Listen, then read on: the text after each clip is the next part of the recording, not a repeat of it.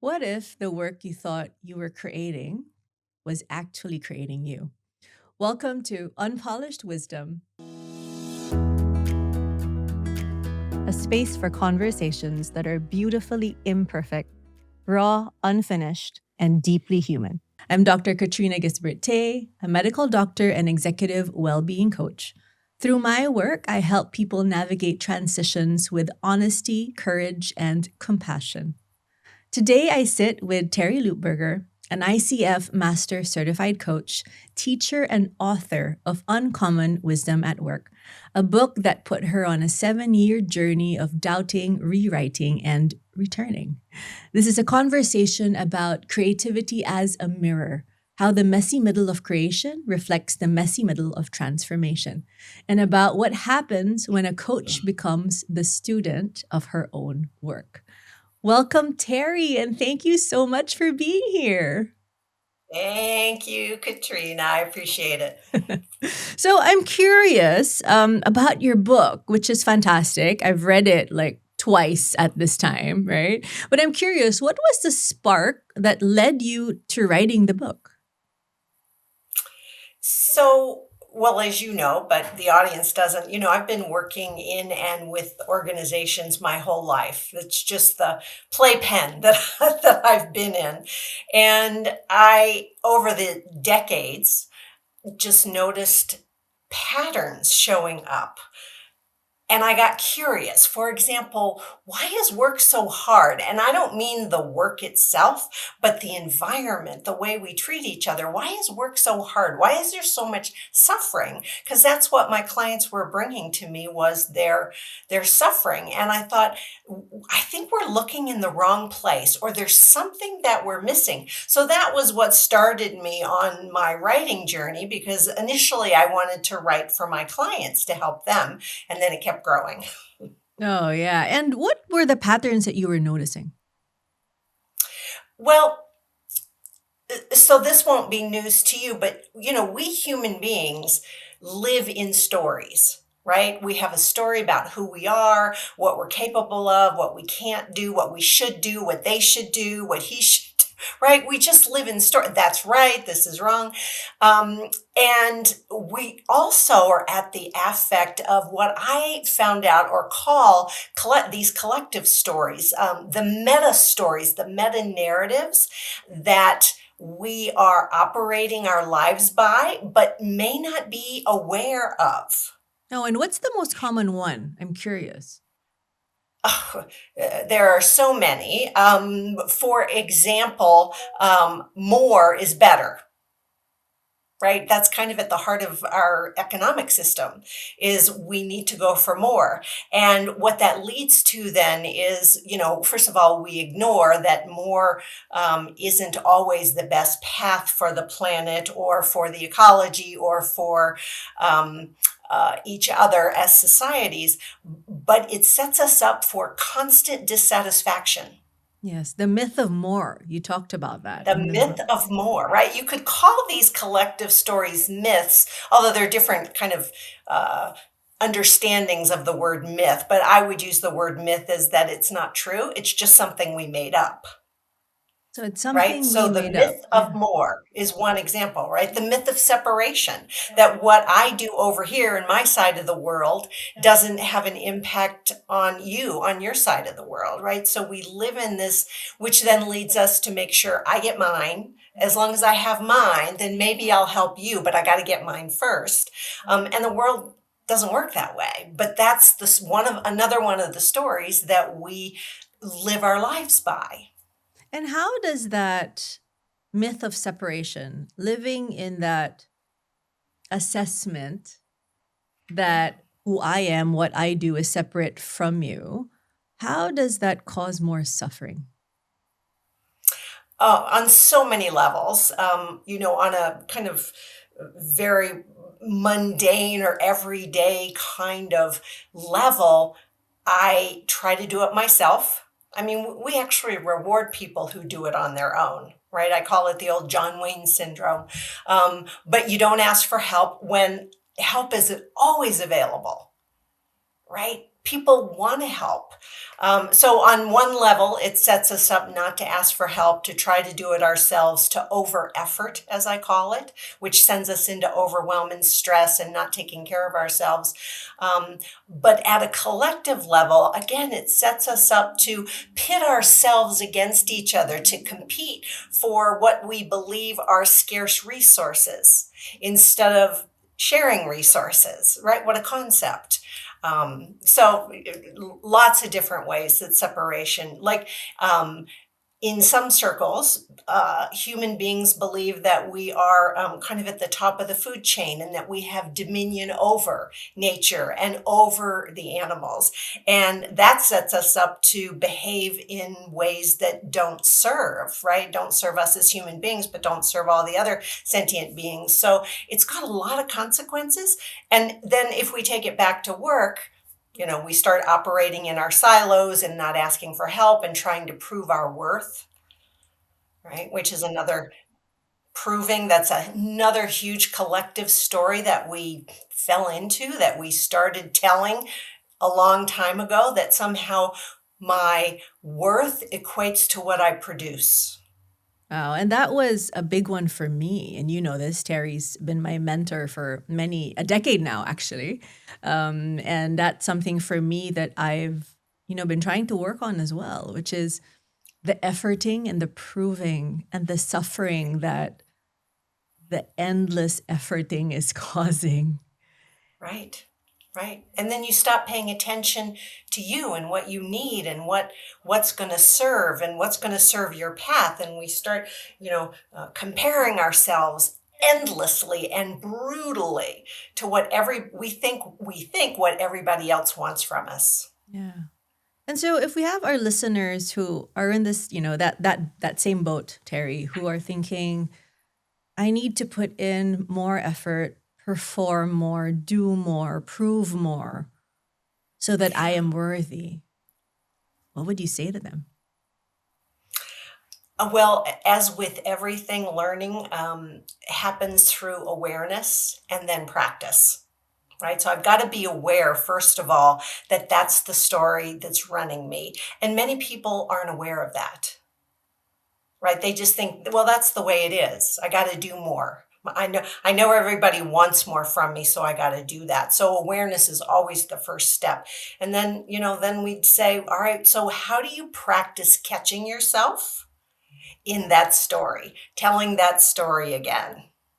Right. I'll give you an example with practice. So, I've been doing a lot of work over many decades. And so right now I'm keeping something called a trigger journal. And the practice is that every time I notice I get hooked by what somebody says or doesn't say or doesn't do or doesn't meet my expectation, I take a breath and I write it down. Right. And then I'm starting to notice the patterns and the patterns under the patterns. And that's really the only way to break our entrenched habits, is we've got to be aware that we have them and the costs. And then we start practicing something different. No, that's a really great idea, Terrie. A trigger journal, that's what you called it, right? Yeah. Yeah. I love it. It's a good one. I'm curious for you, in terms of your own personal practice, do you keep a journal? Are there several journals? Is there a theme? Or is it, how does it go for you?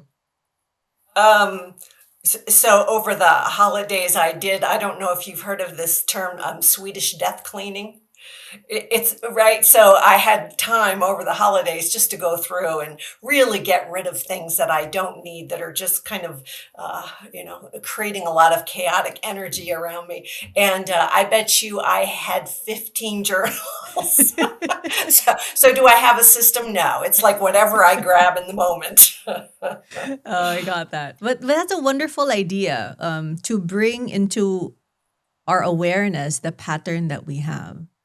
Yeah. And I want to add to that a little bit. So there's the awareness, and then there's also, for me, in my process anyway, it's the acceptance also that, okay, this is my belief. This is how I see myself.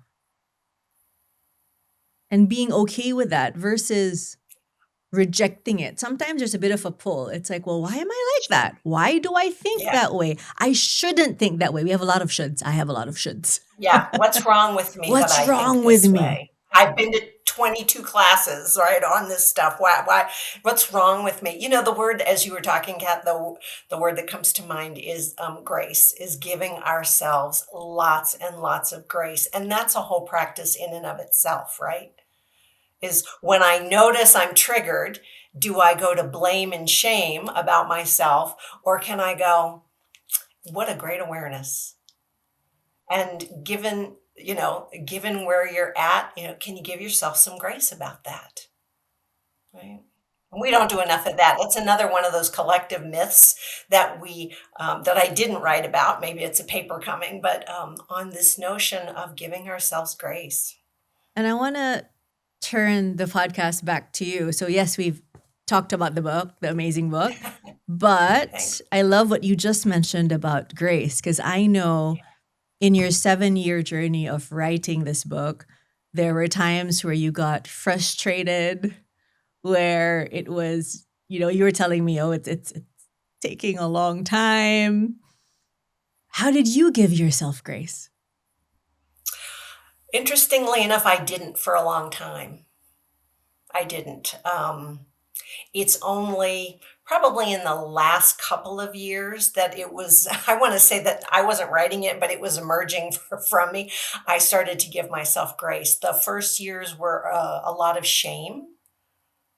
Right? People would ask, when's it coming? Why is it taking so long? I'm taking all these courses on writing and, write a book in a weekend. And I'm like, yeah, why aren't I writing a book in a weekend? Except that's not me to write a book in a weekend.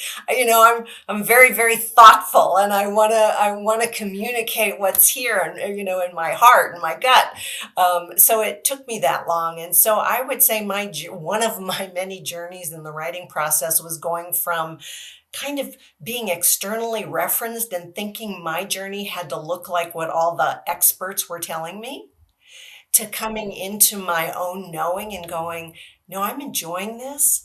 It's going to take as long as it takes, and I need to give myself grace around it and not meet everybody else's expectations. So it was definitely a process. Gosh, and how did you handle all of the questions and the curiosities? And I'm sure everybody was just excited about the book coming out. And Well, yes. Yes, they were excited, especially the people that, kind of know me well. But they were also asking, I think, from their own belief system, which is, why is it taking so long? How can I support you to get it sooner? As if sooner would be the measure of success. Right. And that's one of those collective myths that we kind of all operate by, which is, speed, efficiency, effectiveness, instead of, this must be a juicy process for you. Yeah. Juicy journey. Yeah. But how do you know? Okay, so I'm going to ask you a juicy question, if that's okay. So how do you know if you're just enjoying the process or if you're procrastinating? Yeah, because I did that too. And my procrastination kicked in with great excuses. So, right, have you ever noticed when you're putting something off, we have great reasons why we're putting something off. So I had great reasons. I have to work. I've got this event. I've got things to do. It was procrastination. It was my perfectionist streak, right? As if this will ever be perfect. There's no such thing. So it's a really great question. I wish I could give you an answer, a definitive. Well, these are the 3 signs that you're in procrastination and perfectionism versus just enjoying the journey. I would say the practice is to keep checking in, right? And have people in your life that can kind of hold up a mirror to you. And you were one of those, by the way. And yeah, go ahead.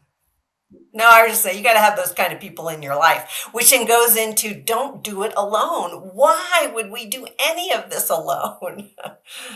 No, I love that. And have people on the journey with you who really, truly have your back and your best interests at heart. And And if you don't, do some Swedish death cleaning and that too, right? Get rid of those relationships that are, costing you your energy and time and happiness and joy. You don't need them. Yeah. Yeah. And that's a lesson actually, Terry, that I've learned from you over the decade that we've been friends and in our relationship, which is the quality of the people you surround yourself with makes a huge difference in the way Huge. you're going to live your life or see your life or the vision that you have for your life. Yeah, it makes a huge difference. It really, really. And we often come up with stories. Well, I've been friends with them for 30 years or 10 years. I can't possibly not have them in my life. Yeah, you can, right? Or there's ways to modify how much influence they have in your life if you don't want to, move them off completely. I'm thinking of an experience that's happening to me now, someone I've known for a very, very, very long time. We've grown apart. And when we're together, I don't think either of us feel enlivened any longer. And instead of making them wrong or me wrong, it's like, no, for now, neither of us feel joy an aliveness when we're together. And that's really important to me right now. So what do you do then? What do you do? Do you cut them off? Well, here's what I would say about that. It's interesting because I think both of us know, and neither of us are reaching out. So, me, I'm not a believer in being unkind. I just don't think there's a reason to be unkind to people. And I didn't need to be because we're both sort of naturally drifting away. Yeah, right? Because my attention's not there. The energy's not going there. And letting it Yeah, go. I think that's the best word I have for it. Just letting it go. And maybe it's letting it right. go for now. Letting it go. Exactly. I don't know what the future will Mhm. hold, but you could see the difference in that versus, if anybody who's listening, if they've got somebody that they want to cut out of their life and they've got a big story about why they need to, and you can just feel all that energy that's gonna, probably it's not gonna go so well when you have the conversation if you need to have it. So, I'm thinking also of, Mel Robbins, who has the book Let Them. Yeah. Yeah, I'm gonna let them. I'm gonna let them go do them, and I'm gonna go do me for a while. Yeah. And With leaving space perhaps for the possibility of coming together again right. in a different time, a different space, a different Yeah, season in life. a different season, yeah, different time. I Yeah, for love it. sure. So I want to go back to the book, Terry, if I may. And one of the things I love talking about is well-being, health and Okay. well-being. And you talked about less efforting, Yeah. that myth of more. But let's face it, in reality, in the corporate world, in life, it's about performance. It's about delivering. So Yeah. how can you deliver bolder results without sacrificing your well-being? Yeah. Um, well, my answer is going to be, first of all, you got to be aware of it. You got to think it's possible too, because we are trapped in this narrative that I go to work, I have back to back meetings, I have all these deadlines and deliverables, and, people asking, from all different departments what I can do and what I can do for them. And so we live in this story, this made up story, that from the time I hit the door, if you're returned to office, or by the time I hit Zoom, that it's going to be a sprint until the end of the day, right? So what if it wasn't? What if you had more control than you think you have? What if you took small breaks for yourself? What if your meetings didn't last an hour? They lasted 45 minutes, and then you get up and you take a little stroll and you get some water and maybe reflect, close your eyes for 5 minutes and just reflect and be with yourself. Those are very simple examples, but I think we have more control than we think we do, right? And it means taking back your power and your agency. Right? Because nobody's going to fire you, and if they do, yay! If you've got that kind of a of a team or boss, but nobody's going to fire you for saying, I don't have an answer for you right now, but I can get back to you by the end of the day or next week or whenever. Instead of being on the spot, being triggered, being reactive, and then putting more pressure on yourself and adding more to-dos to the list. Right? Let me give that some thought. Let me give that a thoughtful response, and I'll get back to you So by the end of the day. putting back into your control, having that personal agency Right.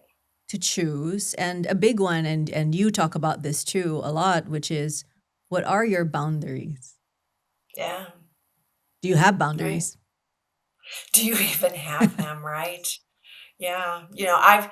I've worked with so many people who had really bad bosses. I mean, really, like they must have all gone to the same school on how to be a bad boss. And they feel really stuck with that. And, I go, you're never stuck. Right? You always have the possibility to do something, to have some kind of a conversation with yourself, with the other, with a colleague, a trusted friend, a mentor, to try to give yourself some space in the situation and agency. Right? How do I handle this instead of just being a victim of or being in reaction to? We just have so much more possibility for sourcing our own responses than we think we do. Yes, for sure. And I want to add to that a little bit too, which is, aside from attending to our responsibilities at work, of course, we have family responsibilities. I Sure. think, myself included, by the way, forgetting that we need to take care of ourselves too. Yeah. And how do you do that first Yeah. before anything else? Right.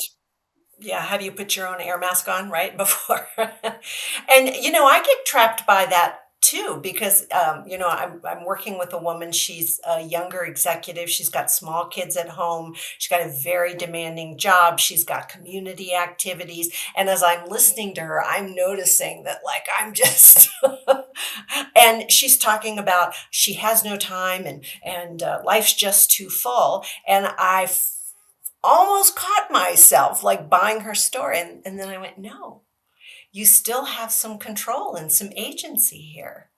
You do. You're not a slave, right? Which is the definition, right? Is I can't, I don't have agency to make my own way, right? That's what slavery is. I can't decline, right? So yeah. So again, how do I be aware of all the places that I am putting my attention that I don't think I have a choice and I actually do? And I say this, and I know it's one of the hardest things, right, that we're going to do. So I don't say it lightly, but once you start digging into this, you go, oh, I really do have more power, control, capacity than I think I do as a human being. I'm just not a kind of a pawn Yeah. or a So or a, so Terry, I wanna bring in another thought, right? What if your coachee comes to you and says, "So Terry, I get that conceptually, cognitively, I get that, but," and the big but comes, "but if I don't do this, I will not get the promotion. If I don't do this, I won't have the money to pay for X, Y, Z." right. Well, I don't know if that's true. Okay. I think that's a great story. It's a story that we've built to keep us doing the same thing over and over again, but I'm not sure it's really true. So that's where we're going to look. Just earlier today, I was working with a woman who's brilliant executive, nothing really to coach on around that. She's doing a great job. And she's got quite a bit of health issues, and she keeps not prioritizing her health, her exercising, her well being. She's not doing that.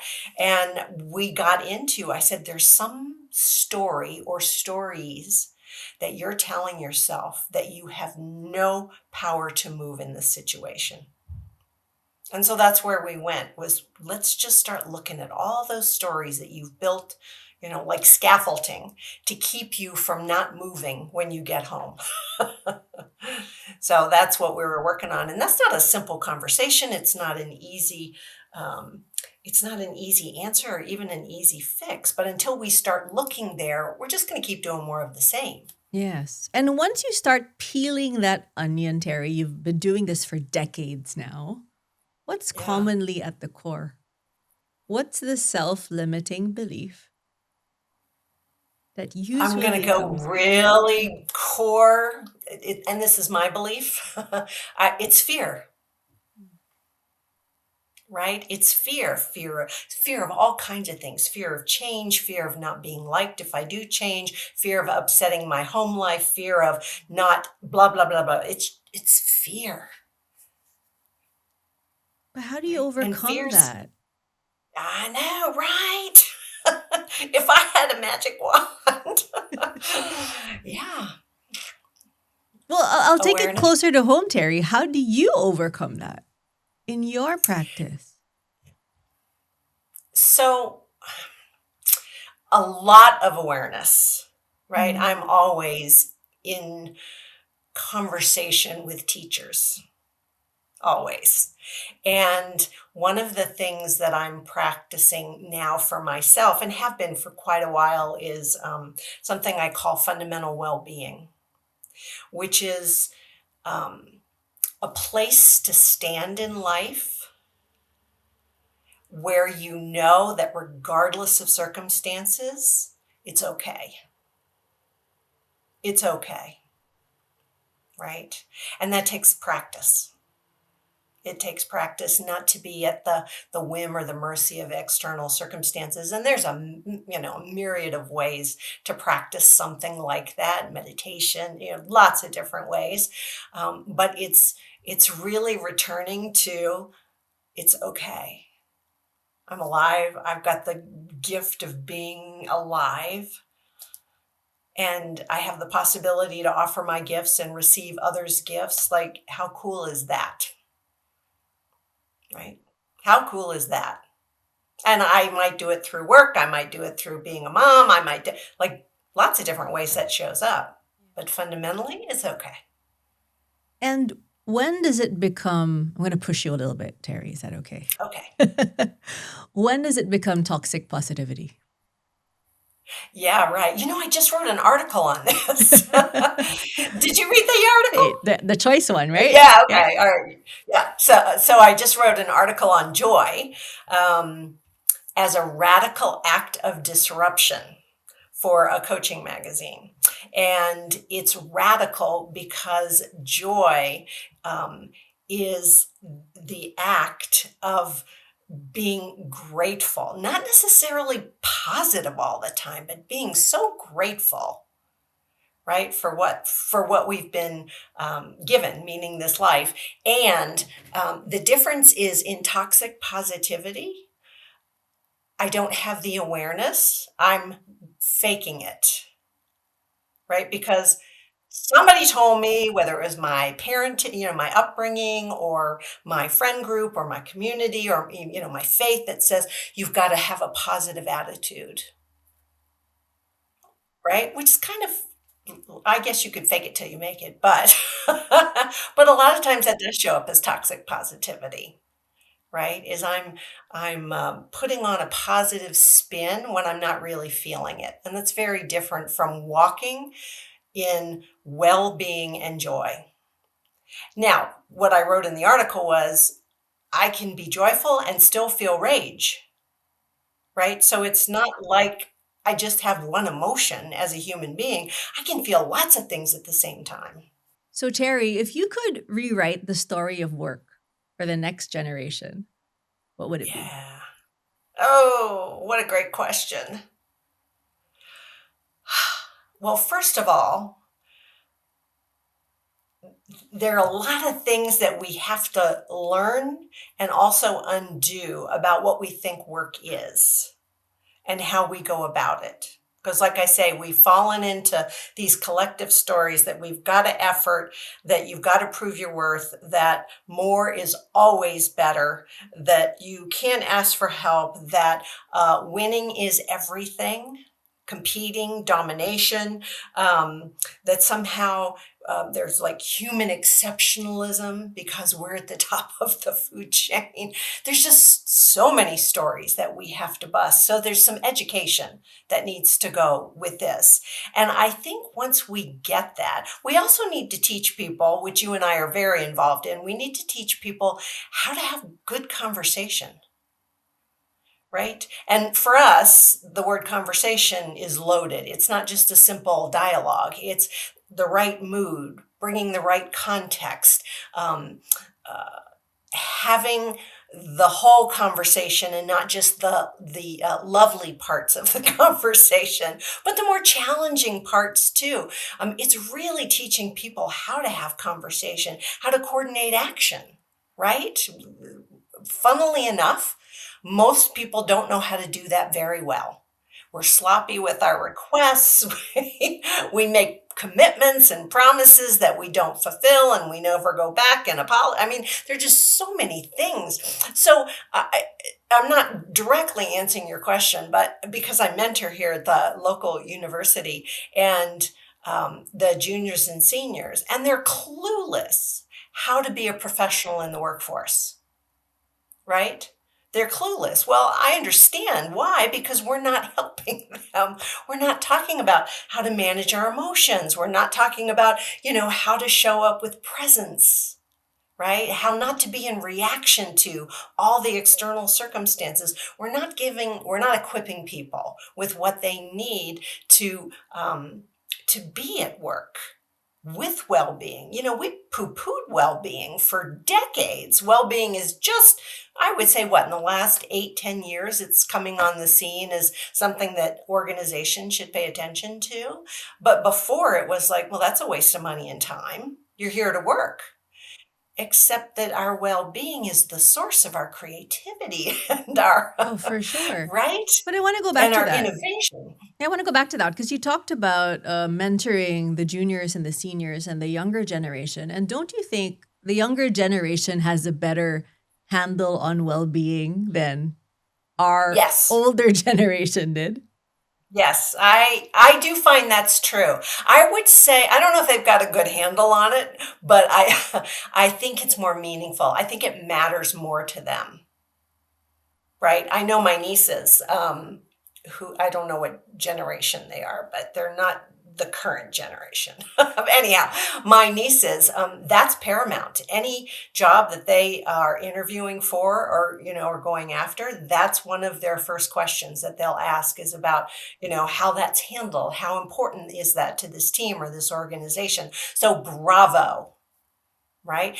And what's fascinating in conversation with them is they also don't have the coordination skills. They don't know how to make work less effort filled, Okay. So right? what do you mean? What do you mean by that? How to make work less effort filled? Well, our meetings are painful, right? I was just working on that with a team. What's today? Yeah, yesterday. No, it was last week. I was working with a team last week on this topic of how painful their meetings are. And instead of, first of all, taking the time to identify what are we committed to as a team? What are we promising as a team? Who's doing what by when? The basics. Their meetings are reporting out on what everybody's been doing in the last week. Right? Like, I don't need to hear all that as a team leader, as an organization. I just want to know if you're off track or on track. And if you're off track, do you need help? right? So that's what I mean by basic ways of running our organizations and our professional lives in such a way that we just can trim so much wasted effort out of it. Postponing a hard conversation, and then months down the road it blows up, and now there's all kinds of damage control we have to do. Instead of when the conflict came up, why didn't we just sit down and talk about it? But Right? those are So we just basic what? skills, but They're that basic, but they're but we not don't do it. easy. They're not easy, No, they're Terry. not. They're They're not not. easy. But to your point about what would the future of work like, what if that was easy? What if that Mm. wasn't the hard stuff? And what We put so much attention on skills training and technical training, and then we labeled all this stuff soft skills, which drives me nuts because it's not soft. It's the hardest thing there is to yeah. do, is to have a good conversation, even when it's a little tense or there's potential conflict. That's hard to do. And what do you think is the biggest blocker to having those difficult conversations? Ugh, fear. Back to the Fear, fear. right? Yep. Fear of having it blow up in my face, not getting what I want, it not going well, and it gets out to my bosses or the colleague. I mean, we just, we create all these stories Mm. instead of just saying, you know what, this isn't clean between us. Let's go have a conversation and see if we can't resolve this and get aligned. Yeah. So what if that was what the future of work and organizational life was like? Like, we can do all that, right?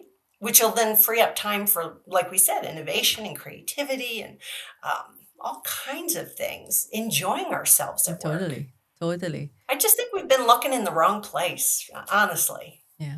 No, I totally get And that. we keep, I think in the book, I forget what the number was, but, we spend billions of dollars worldwide in trainings every year, right? In corporate life to train people up. But we're missing this stuff. We're missing the basics. Yeah, the foundations of how to get the engine running more smoothly. That's what's coming up Yeah. for me. How am I getting in my own Yeah. way? What stories are in my way that I need all this extra drama Yeah. in coming to work? Totally. So back to your book. So what Yeah. was the story that got in your way? Was there a story That got in my way from what? in the book as you were writing the book in that 7 years? Was there any stories that got in your way? The biggest one, and this also came later in the process. Yeah, I know I procrastinated, and I know I had my own fear about how it would be received and what would that mean if it wasn't well received, and my perfectionism and all that. But here's the conclusion I've come to now is I wanted to withhold some of the chapters because I didn't know how those would be received. Like, here I am writing to a business audience talking about not being able to be satisfied and the myth of more. And here I am writing to a business audience about separation, right? The myth of separation and how that costs us so much of well-being and support in the workplace. And I'm going, have I gone too far? So I really didn't want to write those initially. I thought, no, that's a different kind of book. And then I thought, no, it needs to be in the book, and people will do with it what they will, Yeah, right? yeah. They will take from it what they need in that moment. Exactly, but not to say it. So I had to kind of get my own chutzpah, my own courage, Yeah. right? Yeah. To say, yeah, I'm going to put this in. And uh, one of my teachers who read one of the first drafts, he said, "Oh, you went a little spiritual in here, didn't you?" And I went, "Oh, don't say that," because it's for a business audience. And they went, "You know what? It's exactly what we need," Yeah. right? And when I use the word spiritual, I'm not talking about religion or any particular belief system. I'm just talking about being in touch with the fact that there's so much more to life than we could possibly ever imagine or know. Yeah. There's so much mystery. And if we can't include that, right? In going to Yeah, work, where we totally. spend what percentage of our lives do we spend at work? And I can't bring that part of me in. That's a disservice to humanity. Oh, totally. And Terry and I talk about this a lot, which is where does the work and the spiritual side, right? Not the religious side, but the spiritual side, and how this all parts of us come into play. And I think for a long time, I'll speak for myself anyway, I always kept that a bit separate. That it wasn't Yeah. it wasn't okay to be a doctor who talks about spirituality or how I experience the world. And actually, like you said, it's denying parts of us that are so integral to what makes us us. It makes us human beings, Yeah. right? Yeah. Yeah. Yeah. Yeah. We are mysteries, right? In touch with grander mysteries, right? And that's all part of it. It's all part of the human experience. No, I love that. I love that. So if you look back, what was the book trying to teach you over the 7 years that you wouldn't have learned in the first year or two? I was going to say perseverance, but that's not an issue for me. Dog with a bone, right? I Yeah. grab the bone, I won't let it go. So there was never a moment when I wasn't going to finish it. Um, but I do think it was just what we've been talking about. Mm. This um, bringing all of our humanity to whatever we do, whether it's work or community activities, or if you're a churchgoer, to your church community, to work, to family, to everything, instead of trying to compartmentalize ourselves or not bring our wholeness. And I had to live into that, to like I said, find my own courage and live into that myself, right? Yeah. Because, 7, 10 years ago, I was very compartmentalized too, Yeah. right? I can only show up this way with my corporate clients. And I don't do that anymore. I bring my whole self. I love that. I love that. But there weren't any points when you were writing the book that you wanted to abandon it. Oh, like, yeah, every month. But I knew I would never do that. Yeah, yeah, yeah. So there No. were times it did come up. Oh, sure, sure. I'm going to quit. This is ridiculous. No harm, no foul. So I spent time and a lot of money on different coaches, writing coaches, which was probably a good lesson, which is I didn't need all those. Oh yeah, I get But I that. didn't know what I was looking for. So I went through quite a few until I found what I was looking for. So no, there were so many times I wanted to quit. And because I think one of the things that we don't do so well as a species is to hold paradox. I can Mhm. hold paradox really well, right? So yes, I want to quit. No, I'm not going to. No, I'm not going to. Polarities and Terry, we can't separate them. Polarities and paradoxes, I can do them. Oh, I love that. I love that. And how are you holding that paradox, right? As you're going through the uncertainty of it all. I think that's a bit of a super skill. Being able to do that. It's a practice, Kat. It's a practice. How do I hold uncertainty? Which honestly, let's face it, everybody's facing uncertainty now, inside of organizations and outside of organizations, probably more now than ever. How do I hold uncertainty at the same time I'm moving forward? Right? There are things I want to do. I want to put my attention on. I want to produce results. I want to have these outcomes. And I don't know. And how do I walk with both of those at the same time? Yeah. And that's the practice. Yeah. Oh, juicy and tough at the same time, but still It is like tough. I want to do it, but it's tough. Right. Right. I want to do it and it's tough. Okay. Both are true. Right. I really want to do this Yeah. and it's hard. So then I can what resources can I find? What support can I find? What help? Um, and not just for the doing of it, but then for having somebody help you with all the belief knots you've got tangled up. Right. Yeah. I Yeah. can't, given who I am. I shouldn't. They won't like it. All that stuff that just comes with being human. It's nothing to be ashamed of. We all have it. Yeah. And we've talked before, and it's in the book. It's at some point, you need to declare what satisfaction means. It's not the endless wanting for more or not Right. enoughness, but Well, it's how, another paradox. And yeah. Well, what does it mean, it's not, Terrie? well, it's not declaring what satisfaction means. It's declaring satisfaction. Like when I hit the send, button to upload the book, um, it was I am satisfied.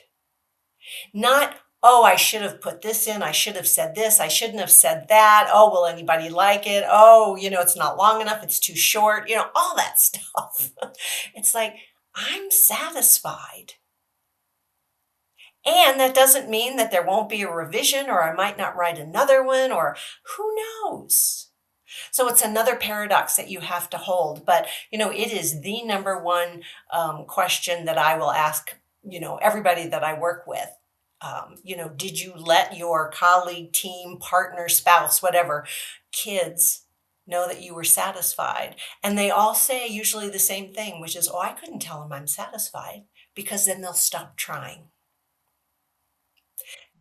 That's another story we've got, right? It's another myth we live by. Instead of learning how to say, I am so satisfied, and that doesn't mean that there aren't other things that I want to accomplish or try or do or revise, or it's another paradox. No. Oh, I love that. And it's something that you just keep on practicing. You try to embody, you try to live it, and if you're not able to do it one day, then you try again the next day. It's just one foot in front of Yeah. the other. Yeah. And you have to be aware you're doing it. That's the thing about our stories. They're so insidious. They're so invisible to us. We just think that's the way it is. Yes. Instead of going, wait a minute, if I've got some discontentment here, what story have I bought into? Yeah.